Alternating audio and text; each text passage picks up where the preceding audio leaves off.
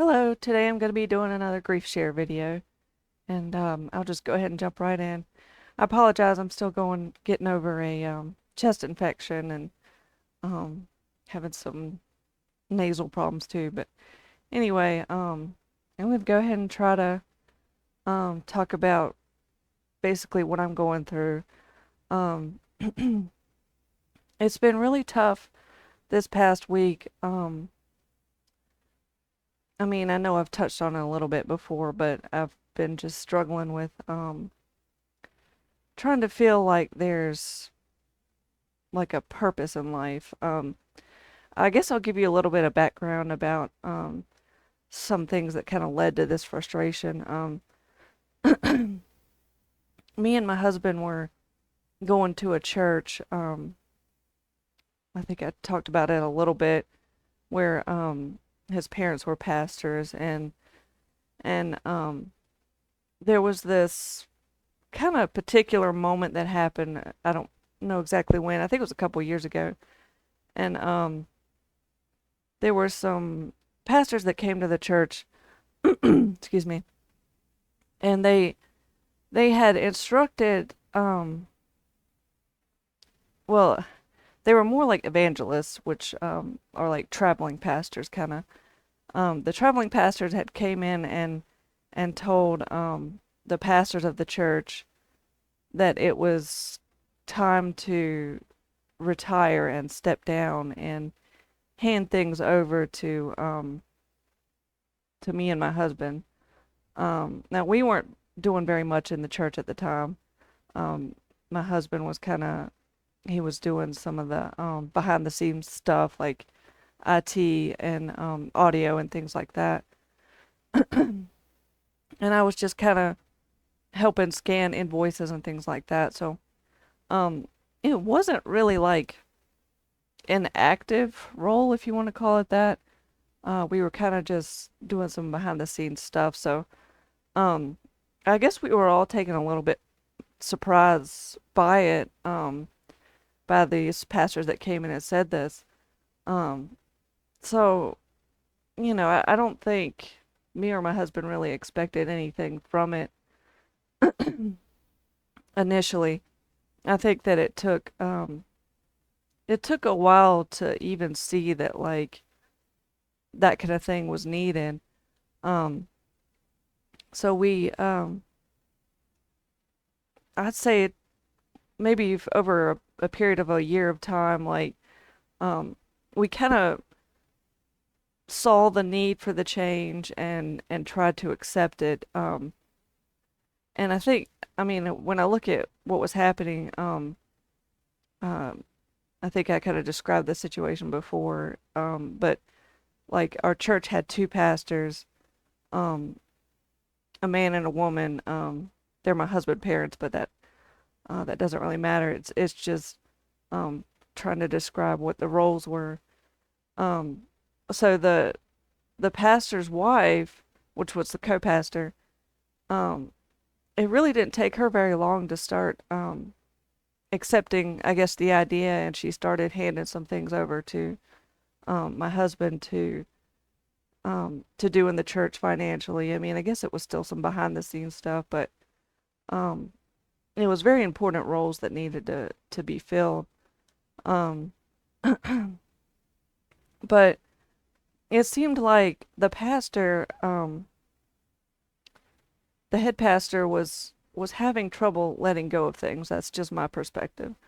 Um, like I don't know how to go into too much detail because there's so much, but um, I just remember feeling like I was having some instruction um, from a female pastor to kind of um, get up and start speaking more in the church.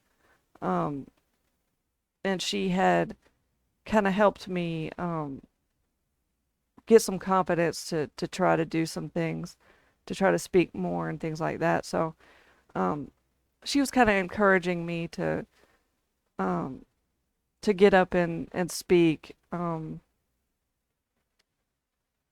guess after the pastors were done speaking, like for example, she encouraged me, if I ever felt like there was something I needed to say, that I just go to the pastors and tell them. And I just remember feeling a lot of resistance from that, um, by the head pastor. Now, I don't really know what it was supposed to be, um, what was supposed to happen, or when somebody comes in and tells you retire, I mean, who knows what that's supposed to look like. But to me, it looked like it would have been helpful, um, to get some new ideas and some new information from me and my husband. But I guess I kind of felt like it was needed for me to get up and speak some. But like I said, I felt a lot of resistance from it, and unfortunately, there's just too much information to go into detail. But um, when I say that, I don't really hold anything against anybody. Um, I think it was just the way things were. I mean, a lot of us weren't ready. I think that's how we look at it now.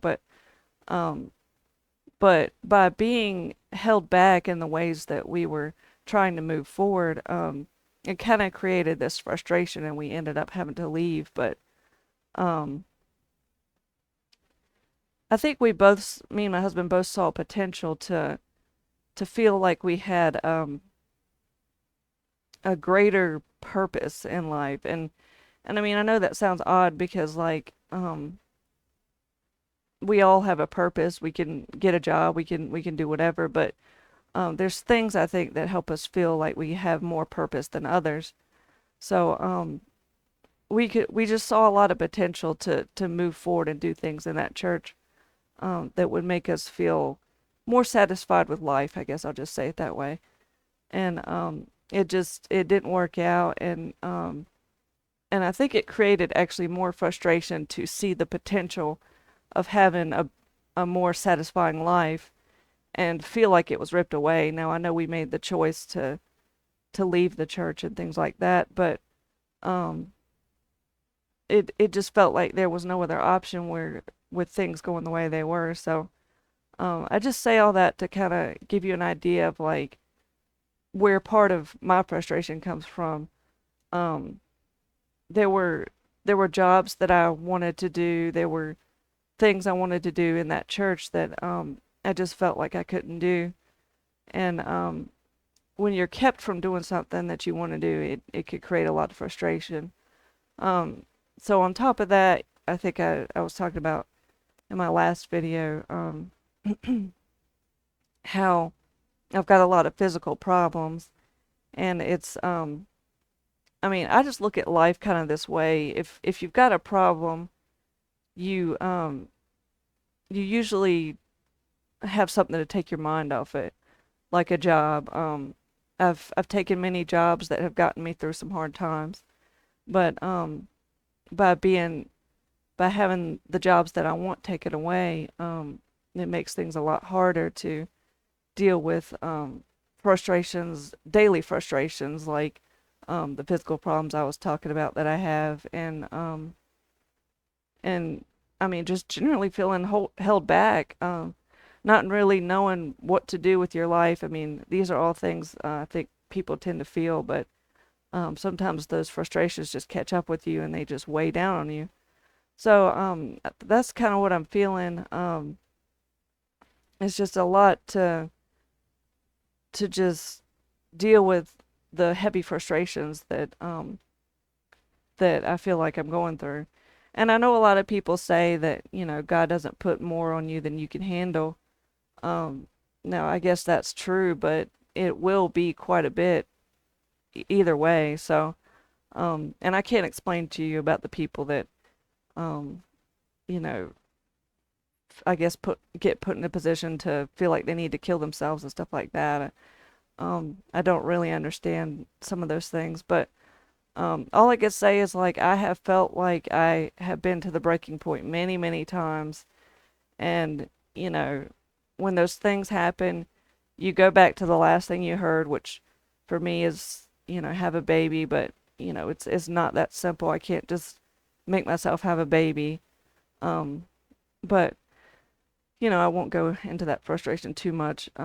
It's frustrating when like you have it, you can even have an answer and still be frustrated because you can't get to that answer overnight. So, um, anyway, I don't know how much sense this stuff makes because um, it's probably some of it's probably out of context, but if you could try to um, sympathize with me, um, I can, hopefully help you in some way, maybe. Um, just knowing what it's like to feel frustrated, to be in the middle of a lot of pressure, it feels like, to be going through a lot of physical things that you don't want to go through. Um, this is just kind of, I guess, the life of following God. But anyway, I'm not going to go into it any more than that today. Um, just kind of keep it there, and hopefully I can expand on more later. I don't want anybody to be confused, but I know it happens sometimes. Anyway, I guess I'll leave it there today, and if you have anything you want to share, leave it in the comments. Thank you.